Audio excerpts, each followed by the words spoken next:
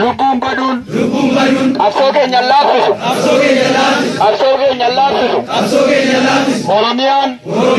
Oromiyaan sulultaan sabbataan lagdi xaafoo lagdi daadhii buraayuun finfinneen amboo qaxxatuun burruufni keenya irratti dhalanne irratti walorre irratti guddanne irratti duune irratti awwaalamne eessa dhaqna hin deemnu itichaa wayyaanee afaan qawwee rasaasni hidhaan ajjechaan qabsoo keenya hin laaffisu gumaa qaxxalaa gumaa barattoota keenya gumaa naggasaa wagii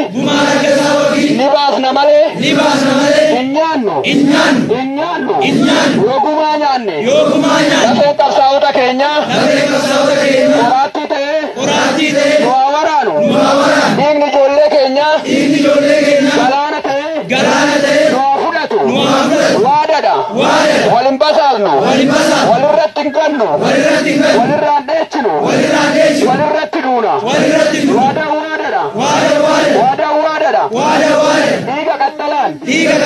lafee qaxxalaan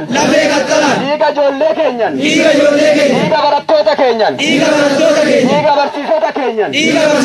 dhiiga doktaroota keenyan dhiiga qotee bultoota keenyan dhiiga naggasaa wagin dhiiga eebbisaa addunyaan waadaa ni galla qabeenya qabnuun humna qabnuun meeshaa qabnuun keerroo cinaa nuurirra siidaa wayyaanee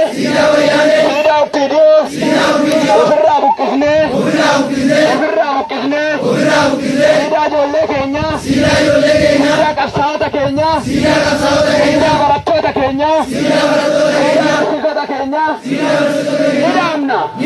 ni dhaamna